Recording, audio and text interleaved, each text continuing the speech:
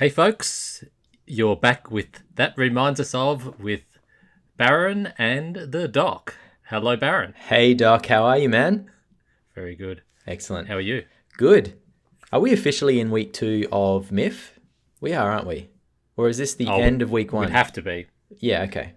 I think time's stood still a little bit in the world. It has. And that goes to MIFF too, but we'd have to be in week 2. Absolutely. And tonight we have another MIFF film. Another MIFF film that we've both subscribed to, or we both, signed up for. That it was one of those spotlight screenings. So it happens once, and that you get 5 hours in which to watch it, and then it's gone, done from the festival. Which is good. It means you've got to jump in. Jump in, watch it, record your damn podcast, and get out of there. There's no messing about. So we've both just watched that film, and we're right. Yeah. I think we had probably 15 minutes between, and we're in here now, ready to record. Yep, we've got a beer from the pub across the road, yeah. And we're just sitting down to chat about it. Oh, dude, one of these days we can do that. It's going to be great. Actually, next year when MIFF rolls around, if we're not at the cinema and then recording with our mics right outside the front of the place or in the pub across the road, I will be disappointed in us. Like, that has to happen next year. Well, by then we can probably be recording at the festival lounge. Ooh, the festival live recording lounge. On stage at the festival lounge. Lovely.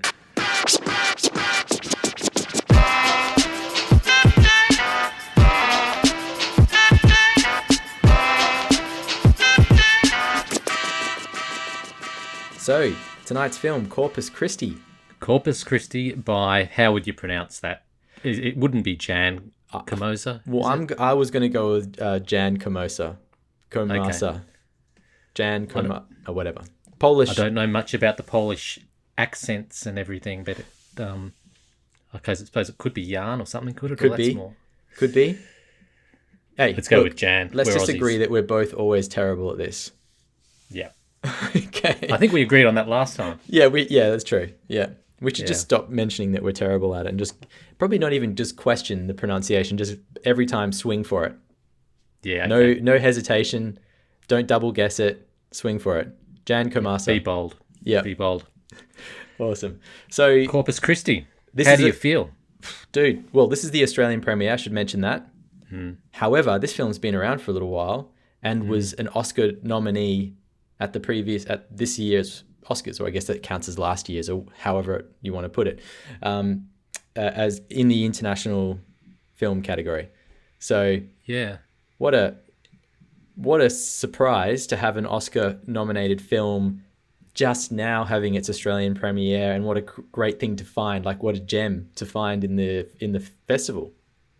Yeah, I agree completely. I didn't realise that it was anything special. I went into it knowing nothing about it, and then I just read that in the last 10 minutes. Yeah. It was in the same field as Parasite.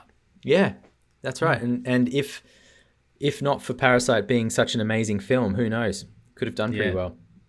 But just to be in the Oscars anyway, it's already done pretty well. And I think it's screened at Sundance and a bunch of other great festivals too. So yeah, this was a nice one to see in the list.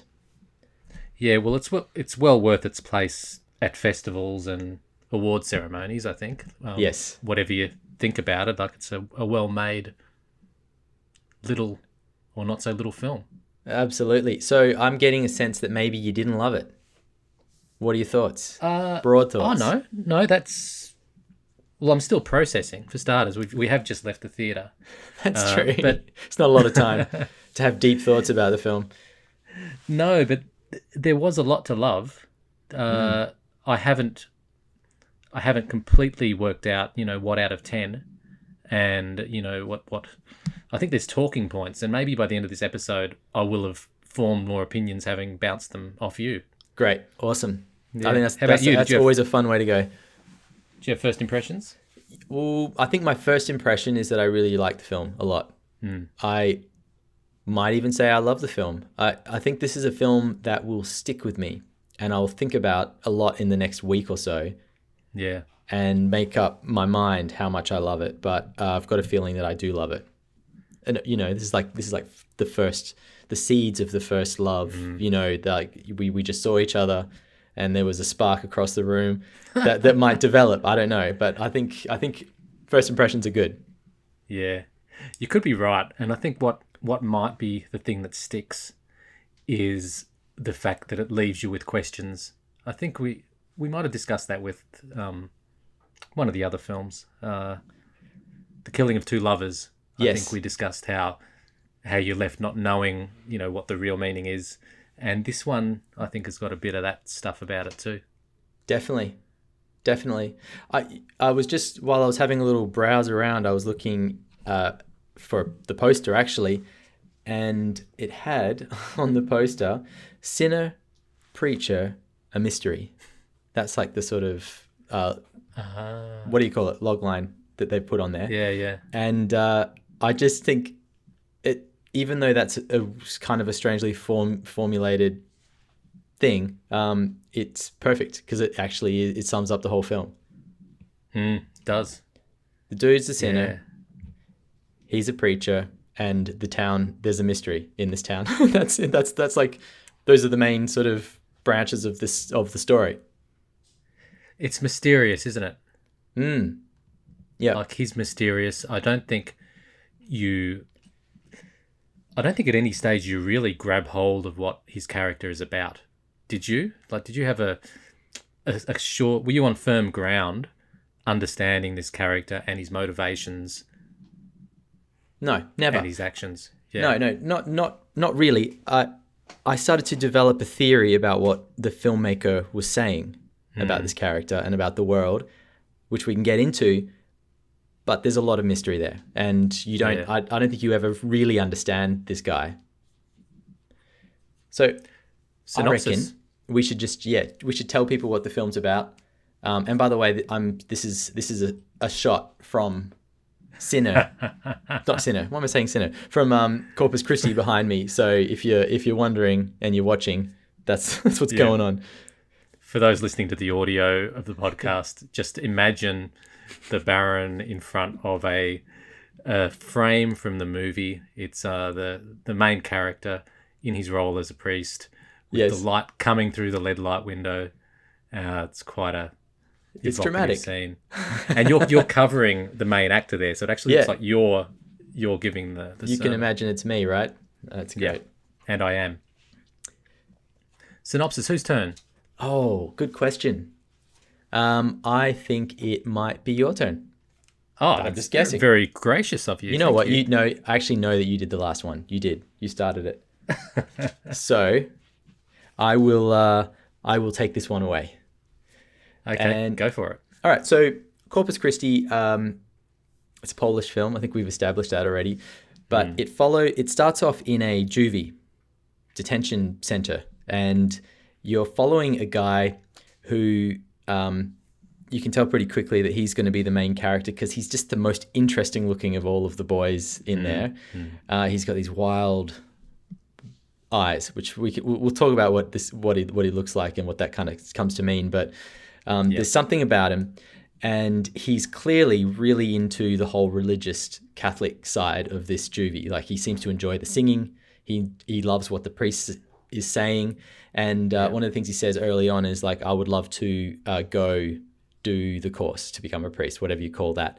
And he's just told, well, you know, they don't take people with a criminal past like you, so you're gonna have to forget about that one. And instead he's sent off to a timber mill in some remote town in Poland, and he wags straight away. He doesn't show up, and instead finds himself gravitating towards the church in this little town. And through some twist, he has the priest's outfit in his bag. I can't remember how he ended up with that there. Like, I missed that moment. But he puts it on and pretends to be a young priest. And before he knows it, the old priest in the town has fallen ill, and he has to replace him. And within that wonderful premise, you then discover the town has a sort of old wound that it hasn't healed, that he's then going to go about trying to fix. There's a love interest of sorts. There's and then there's the constant threat that he's going to be discovered, because he's being asked to do things that he's never done before, like hold masses and do last rites and so many things. And of course, eventually it all has to come unraveled, as these stories do. But the journey is great, seeing how that happens, and it's done in quite unexpected ways. Yeah, and it doesn't unravel until he's had quite a incredible impact on that wounded town. That's right. For good, bad, mainly good, but just he hasn't left it as the same place. Absolutely, that's right. I think this story it's one of those sort of small town, quiet, slow moving, but deeply kind of there's a depth in that it brings you into this community in some way and shows you a part of the world that you haven't experienced before. It does that so well, and it's so engrossing that I think this story's, like I was saying, is going to stick with me for a while. I'm going to be thinking about this character in this little town and their little world that seems so foreign to me. Well, let's get back to the character and start with the look of him. Yeah. Christopher Walken, maybe? Yes. He's... so I had Jared Leto in mind. Ah, interesting. I was looking at him and he's just got that same sort of semi-angelic look, but also he looks like a fanatic, like a psycho. And you've got both of those things happening at the same time. And it just depends on how he widens his eyes or, just the way he looks off at something, and suddenly you're seeing one or the other. Yeah, there's a lot you can do with that face. Like when he got out of juvie that first night and he goes on a bender. Remember when he's on the dance floor and his eyes are like this wide? Like they're enormous, and it was quite... He's like clearly had every pill that's available in the place. Yeah, but it was scary. The look of him was intense. Yeah, absolutely. And it returned to that look, like that animal look, a couple of times throughout the film, especially towards the end. To great effect, because you always have a sense that he's going to unravel, or his true nature is going to come out, or he's going to slip up in some way, and that the fact that he's not really a priest will jump straight up and everyone will see it. And it's the warring of his own face to just try and always deal with each situation and cover up that wildness that's below. That's really interesting to watch. Yeah. What do you think of the first bit of the film, like the stuff set in juvie? Like when we got through that section, what were you thinking? Were you enjoying it? Did you think it was going one direction or another? Yeah, I was probably a little like bored with it, honestly, because it felt very standard. The first act of it, I think the film felt like we were getting nothing particularly special. So I've seen this film before. It's done well. It's great performances. It looks beautiful. But all of that kind of ends up making it more boring, when it's all done so well and tastefully. And it's not until I think he takes over as the priest and you see him really pushed to do something that's way out of his comfort zones that the film becomes interesting. Yeah. I reckon I misread the first scene. The violent scene when they're attacking the one kid, and he's basically watching the door, so he's completely complicit in it all.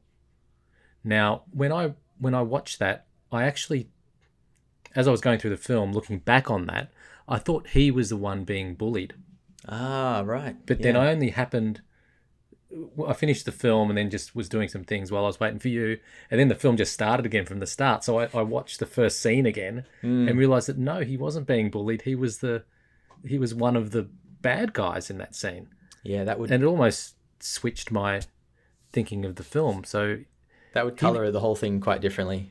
Yeah, so he was he wasn't the worst, but he was no angel when he left juvie, was he? No, and you get little hints of that the whole way through, that he's got a past. He's done some things he's not proud of, and part of that comes through and it's brilliant, like how understanding he is of everybody else's sins, because he's done probably worse, you know.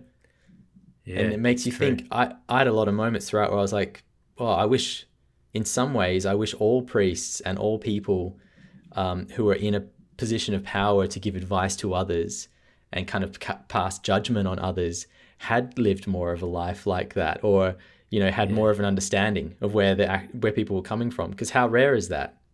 It made me realize that it's not normal. Is it saying something about religion and the church and all that sort of thing? I guess it would have to be. You know, perhaps taking a swipe at religion for not being true enough, and, you know, this is how you do it, guys. I definitely read that from it as well. I think, you know, it's almost like if you can step away from all the dogma and all the sort of polite, this is how we've always done it kind of ways of a church, and particularly, you know, the priests, they have to go through this training, which then teaches them to continue carrying the mantle. And he's just come in from the side. He hasn't done any of that. He's straight out of juvie, and he's shaking the town up because he's, you know, progressive. He's got new ideas. Well, that was good. Yeah, agree.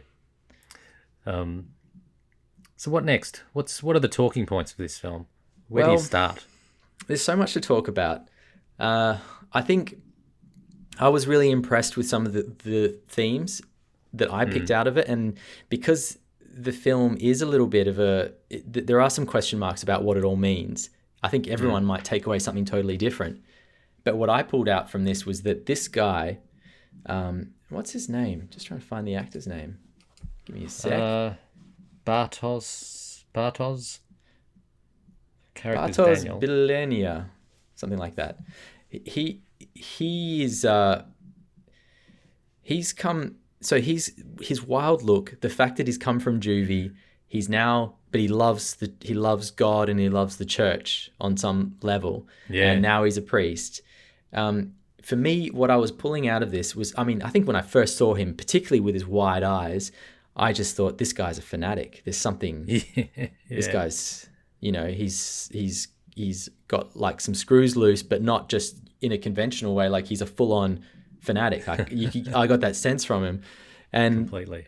And I think I got a real sense of comment here that the difference between, you know, like a complete psycho and and someone who's a priest and right into the church is basically non-existent. You know, like wafer thin. It's a wafer thin, you know, little veil, and he's just walked straight through it, and everything's works still. You know, like he fits there or there. You know. Yeah. Just substitute a priest for a psychopath, and the town can barely notice the difference. They don't notice it. In fact. Well, actually, the psychopath has the better impact on the town. That's right. He's more creative. Yeah. Yeah. It's funny because there's no. I'm still coming to terms with his character and the character arc more than anything, because there's no journey from evil to good, or to redemption, or to doesn't really go anywhere. He's just throughout the whole thing, several things at once. Yes, you're right. He doesn't change a lot, other than I think he starts to take everything more seriously. You know, like the stakes grow, and he starts to become connected to this town and care for it deeply. Yeah. But you're right. I don't think he does change much beyond that. And it's really the whole community around him that changes. Yes. Yeah, that's where the journey is. Yeah. Yeah. Which is I think I think that does work perfectly well. You know, it's probably a trickier thing to nail in terms of script writing, but it works well here. Well, it's actually really quite innovative. And I'm only thinking of this now, but you don't get any sense of closure or fulfillment or anything really out of his his arc, and it's all in everything around him, everything that he impacts, and that's a pretty cool thing to have stumbled on. I think so too. Yeah, and the way that the film ends just backs that up. You know, like it's full circle. It's really a wild way to end the film. I think this is one of the things I love about watching European cinema or Korean cinema or just any non-Hollywood or Australian or British filmmaking, right? Like they just take risks that you don't. To them, they're probably not even risks, right? You know, there's just like, how are we going to tell this story? Well, let's do it this way. This sounds interesting. Let's not cast the most beautiful people. Let's cast the most interesting looking people. And they're all great actors. And just, I don't know, the whole thing. I just enjoy the freshness of it. Yeah, yeah. Well, that's what art should be, surely. Yes. You know, it's not about trying to make something in the template of the last thing because you know that's what the people will come to the cinema for. Yep. Like that's what the industry ends up being, but that's not what film should be about. So no, and like zero consideration about whether or not this cast will sell well. You know, zero consideration about, you know, whether or not we're hitting all of the genre plot points. You know, it's great. I love it. And go on. Well, yeah, speaking of genre plot points, you could... I think I read somewhere that if there was an English language remake of this, a Hollywood remake, it would probably be like a corny, God, comedy, and I think Sister Act, and you know, just like if you look at the plot, dude, Sister Act. This is the same film as Sister Act. Yeah, same film as Sister Act. Love it, but but so different in so many ways. But that's great. I love that. I love that comparison. That's so good. Yeah, I don't think the Americans could do this film. Well, they probably will end up doing it, I guess. I hope not. Yeah, we're getting some chessy noise. It's sort of wrong to say that they couldn't do it, but I don't think they could do it at the same time. You know what I mean? It's not fair to them as a country because there's a lot of good stuff that comes out of America. Absolutely. It's actually culturally, it doesn't fit, you know, for them to make a film like this. I think that's where it stems from. Yeah. Although you could argue that The Killing of Two Lovers is kind of that as well. You know, it is one of these sorts of films. Yeah, look, let's be honest, it's nothing about the country. It's just about the different types of films. You're right. It's about different types of films. Yeah, that's true. So next topic. You were about to say something and I think I cut you off. Oh, I can't remember now. I thought that what this film did do, and we're talking about genre a little bit, is that it did raise the stakes consistently the whole way through in a really great way. And the way that they do it is not really obvious in that you're going, well, that guy's definitely going to be a problem later. But they do introduce new threats. And some of them become realized and some of them don't. And it's done in a really nice, subtle way, but it keeps you guessing. And that's part of the mystery that they're talking about in the poster. There's sort of the mystery of what happened in this town with the drivers. So there's like a group of kids in one car, and there's a driver who's been labeled as sort of a drunk driver who's killed. They've had a collision and they've all died, and the town has all decided to blame that one guy without really knowing the full story. And you're kind of discovering that as the story goes along. So that's I took that as the mystery on the poster, but there's also a lot of other mysteries in here, you know, which is great. There's a lot of things. You said it beautifully. It's like a lot of little threats just pop up in the form of all these different characters, and my goodness, this is going to be the thing that unravels him. And it's coming from all angles, isn't it? Any one of these little threats could end up being the thing. Were there any of those that stood out to you as particularly? So there's a guy that arrives in the first scenes. He's in the juvie, who's huge, and bonus. Bonus, that's his name. That's Bonus. right. And What a cool name. it's great. And as soon as you see him and they start going, oh, it's Bonus, and then, violence breaks out, you think, well, that guy's going to come back later. And I was waiting for him the entire time. But they cleverly brought another inmate from the juvie in instead, which I just thought was such a cool play. Like, you're waiting for this guy to arrive, and it's basically the same concept, but they just choose someone else. Awesome. Yeah, nice unexpected twist. And I think the mayor was the same. When I saw the mayor of the town, I was like, okay, here we go. He's like the villain. Yeah. It was interesting watching him, though. It seemed almost that Daniel, I think the character's name, isn't it? The main guy? I think it's Daniel. Yes. It seemed like he almost tamed him. Yeah, so that's unexpected as well, right? Yeah. That's another one of those threats that doesn't really play out like you think it will. Yeah, because then they had that mediation session at one stage, and it almost felt like the mayor was just a good guy suddenly. Yeah. Strange, isn't it? He had the worst hairpiece ever. I didn't notice. I couldn't stop looking at it. I just couldn't stop. Jeez, how did I miss that? I don't know. It was awful. You know the way sometimes you take those things for granted, and then once you see it, you just can't see it anymore. It was one of those. You're just like, oh yeah, that hair's a little bit weird, and then you go, wait a second, that's not just weird hair, that's a hairpiece. I sometimes, if you might see somewhere that such and such is wearing a hairpiece. Yep.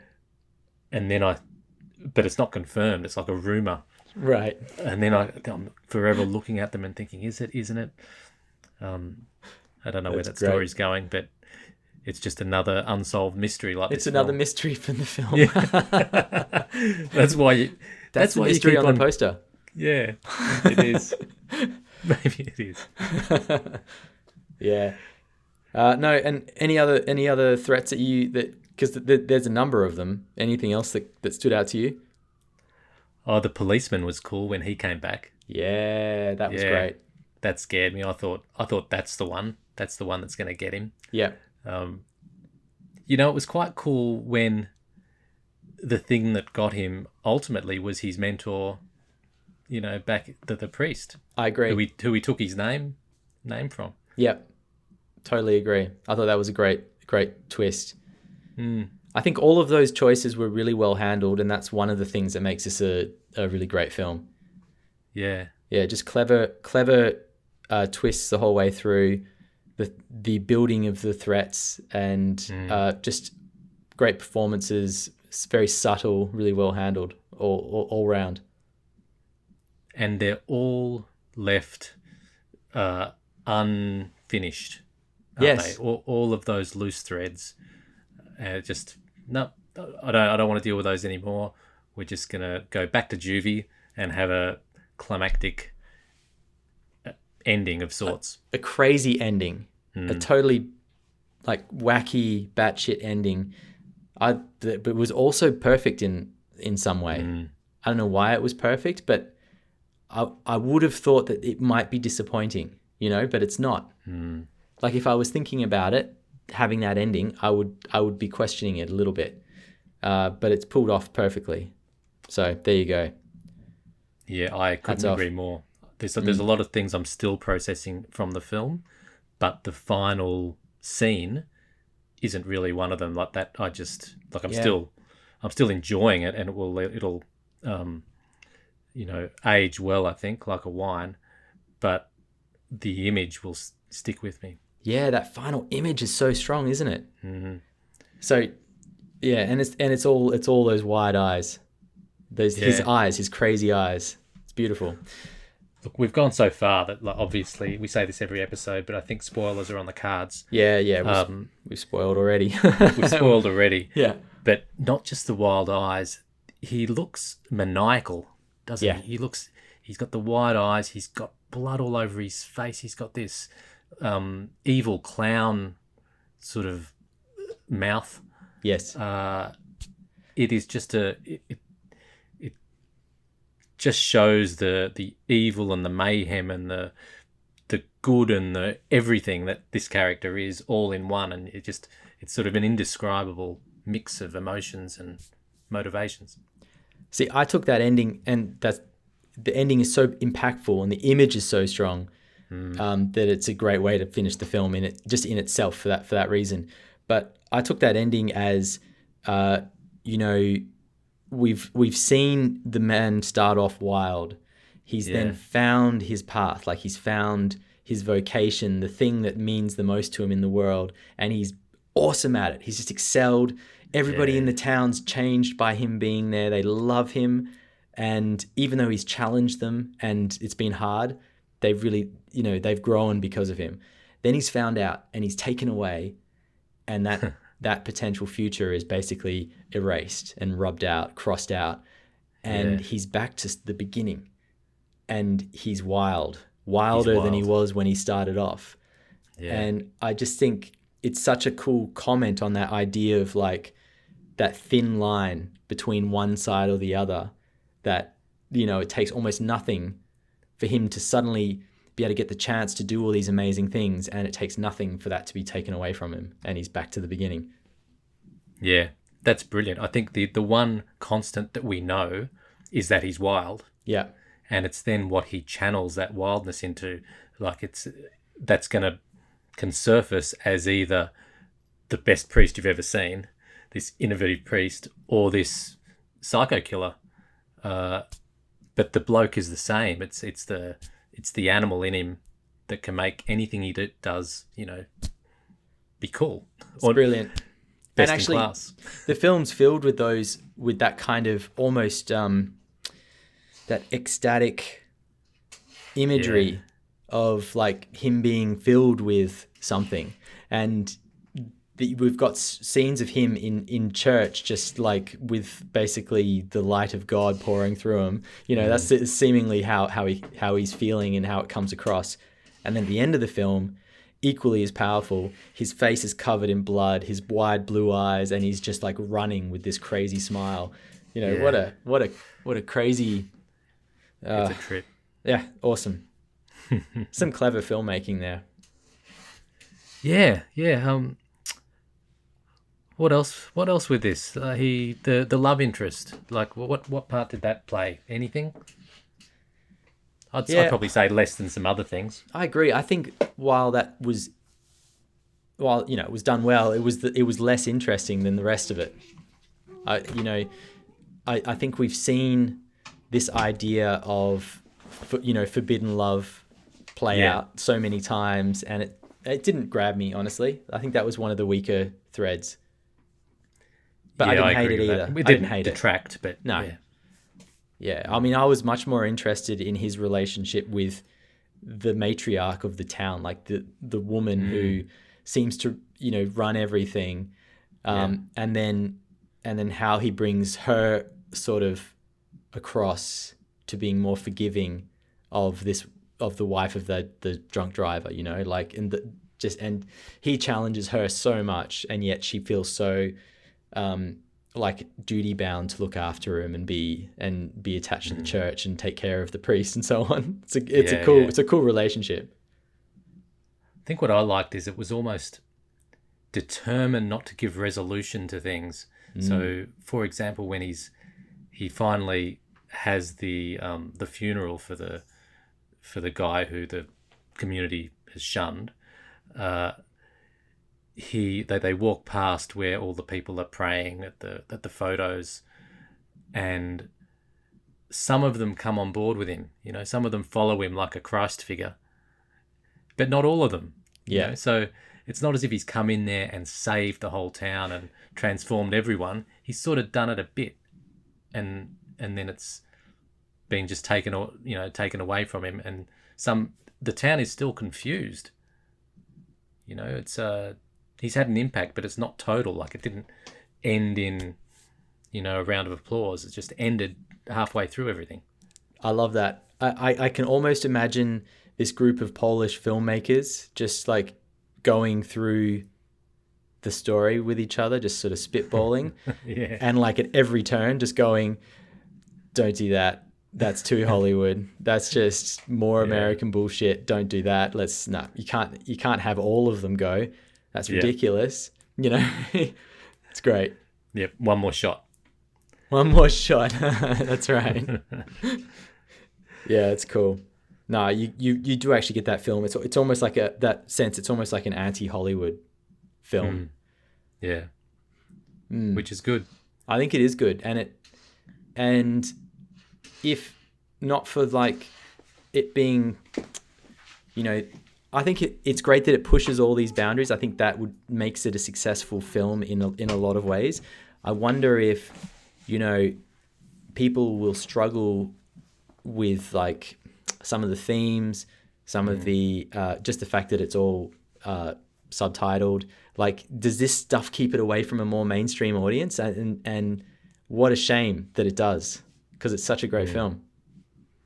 Oh, you look at. I don't care much, to be honest. That it does. Yeah. Yeah. Look, it is a shame for the filmmakers, because you're right. This is the sort of stuff that more people should see. So that's a shame. Yeah. But I just like the people who, as long as it finds the people who it needs to find. Absolutely. Well, clearly a real hit amongst a lot of the filmmakers who were voting for the Oscars. But I hadn't heard of it. I'd missed it. I think Parasite was such a knockout this year that it had very little competition. Yeah. Well, where would you rate it alongside Parasite? If you were a judge, would you what would you have given it to? Oh, see, Parasite's much more my kind of film. It's just more entertaining as well. So yeah. I think I wouldn't be able to walk past that one. But yeah, it's interesting because this is a great film. I recognize it as a great film. Would I rave about it and tell everyone about it? I'm not sure. Yeah, that's interesting. I completely agree with you. What is Parasite was fun, and you just want to watch it again for the experience of it. This one, I loved it too, recognised it as great, but it wasn't fun to watch other than a few key moments. Yeah. I don't think. I think that's right. Jessie's trying to get in or out. She's trying. Well, if she's in, she wants to get out. If she's out, she wants to get in. So it should just become the soundtrack of the podcast. She's reminding us to move on to the next point. She is. Yeah. No, I think I guess that's just the way of things. People are more likely to tell others to watch entertaining films. Maybe that's all it is. Because I don't have confidence that half the people I know would actually enjoy this. Like, they might, if I said, you should go see Corpus Christi, it's moving, it's commenting on, that thin veneer between two sides of humanity, I guess. And you need to see it. It's just, it's beautiful. I reckon most people wouldn't bother. You know what I mean? Like, they wouldn't actually look it up.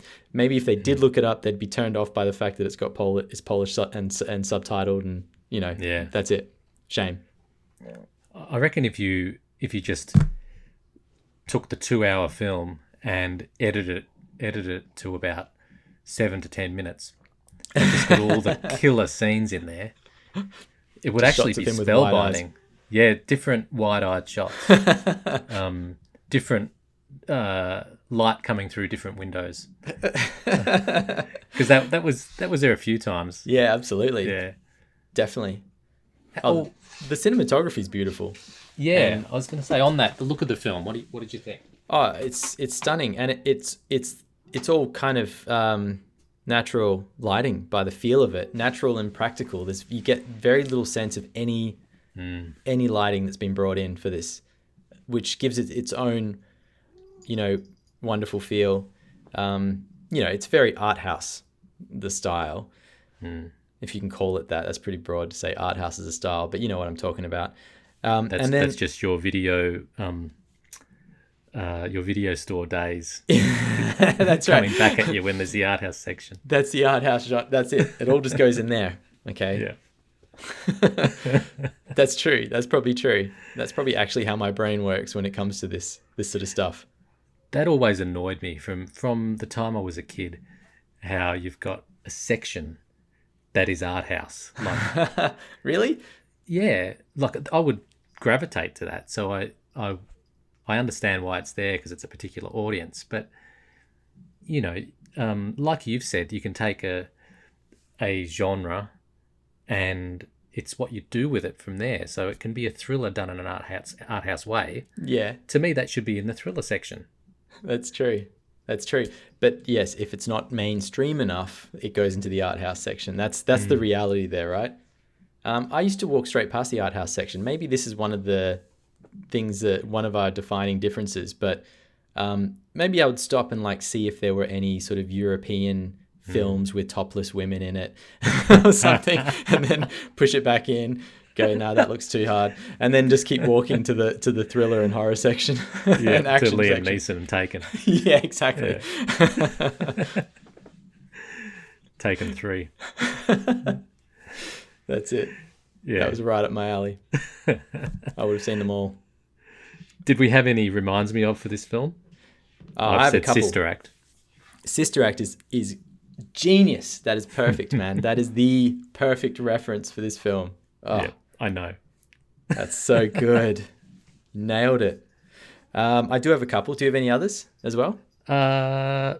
Vague ones, but I think let's start with you. You can basically rest on Sister Act. You've nailed it already. Yeah, it's not good, going to get better good. than that. So I'll just say that now.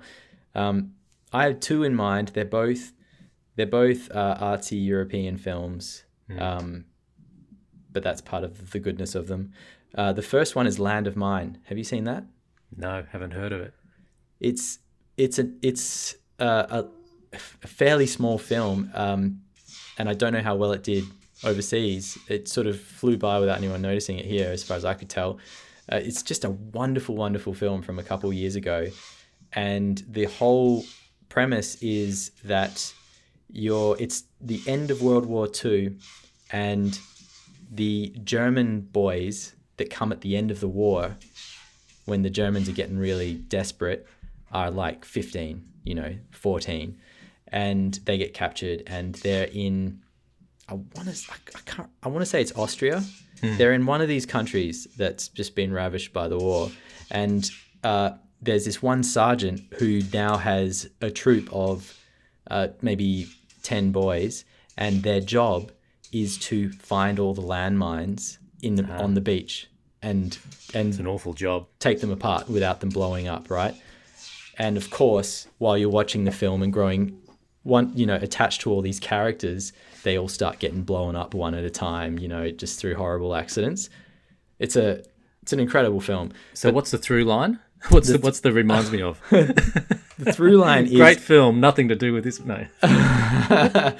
no. The through line is that group of boys that you see, and also this idea that they're despised, but they're actually all just great kids that have been put into a horrible situation, and you grow to love them by the end of this film, and of course they're all doomed. It's just awful, but also it has that same sensibility of not saying the things that don't need to be said, and being very quiet and artfully done, and keeping you guessing the whole time. It's great. That sense of being doomed. Yeah, that's a great reference for this film too, isn't it? Yeah. Particularly, I think that comes through loud and clear with the mate, if you want to call him that comes to basically find him out, and call him out, and what's the word? Wants the money out of him. Yeah, like bribe him. Yeah. I was devastated when that guy showed up. It was such a great turn, and I was just devastated because You were devastated for the character in the story. character in the story. I really was. I was nice. I was like, oh, dude, you're doing so well. Yeah, You're I starting was to too, win. actually. Yeah. But when he Anyway. breaks down, and after they've had a few, and you really get a sense of the hopelessness of his life. I wasn't 100% sure he was being completely genuine, but I think he was. And genuine or not, they're going nowhere, these guys, other than back to juvie. That's right. So they're just looking they're trying to repair landmines that will eventually blow up. Yep, absolutely. That's and right. that's what the main character did. And, Yeah. he ended up blowing up. Yeah. Yeah, that's sad, isn't it? Mm. That's done well. Do you want me to do my other one, or do you want to chuck one in? I'll just give a general type one. It's a double header, and it's stuff that we've actually, they're references we gave for Parasite. Oh, I remember in Parasite, it was all about the con artistry of pretending you're someone that you're not. yes. So the family there infiltrate another family, pretending to be the tutor and the driver and all that sort of thing. So first of all, Parasite, because this is the same thing. He's infiltrated the church and pretending to be a priest. But we also mentioned 6 Degrees. You mentioned 6 Degrees of Separation. That's right. And I just threw in there Good Will Hunting and that whole subgenre of Talented Mr. Ripley and all that, those sorts of films. Sorry, not Good Will Hunting. Talented Mr. Ripley. Yeah, well, Good Will Hunting's he does there's a bit of impersonating going on, isn't there? Or it's just it's more that he's lying to himself about his own talent. It's kind of Is that it? Reverse. Anyway, I'm getting confused with all the variations of Matt Damon. Exactly. I think I meant Ripley. That's it. Awesome. The other film that I had is called The Hunt. Have you seen that? Yes, with what's his name? Mads Mikkelsen. Mads Mikkelsen. Oh, what an actor! What an actor! Wow, what a film! That's a great one. That's just an absolute killer. That film. It's so good. Brilliant.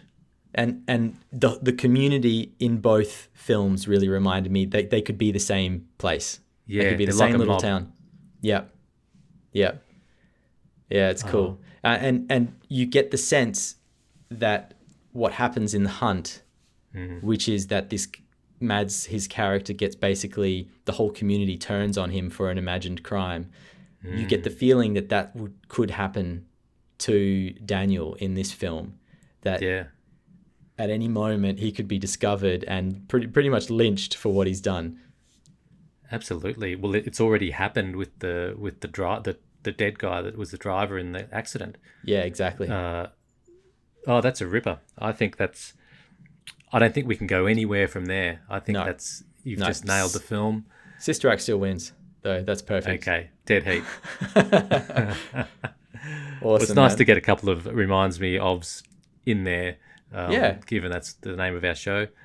But I think that's a wrap for me. Yeah, I've got nothing actually negative to say about this film, other than I was worried to start with. I was a bit bored, and then it just took off, and I loved everything after that. I just thought it was all great, and then I also loved, once I realized where it was going, I loved the beginning as well. So I've got nothing really negative to say. I just think it's a great film. Yeah, likewise. It got slowly better, ended brilliantly. Once you see the end, you respect the start more. Yes. If there's any negative, it's just that, like we've both said, it's probably not the sort of film that either of us would generally love. No. We just we respect. I respect it hugely. I probably won't see it again. Yeah. You know what I mean? Like that's the reality, if I'm being honest. It's interesting. I won't forget it though, because it's one of those films that sticks with you. Okay, well, it's one of many films in this festival that stuck with me. So I'm going to run out of brain cells to keep them all in there. But we've got a few left to go. Yes, we do. We have. And there's been other tempting little morsels that have popped up, in the festival where they've just added a few extra films. So who knows what will happen. Yeah, okay. Well, on that note, I think see you next time and we'll have another crack at it for the next one. Sounds good, Doc. See you the next one.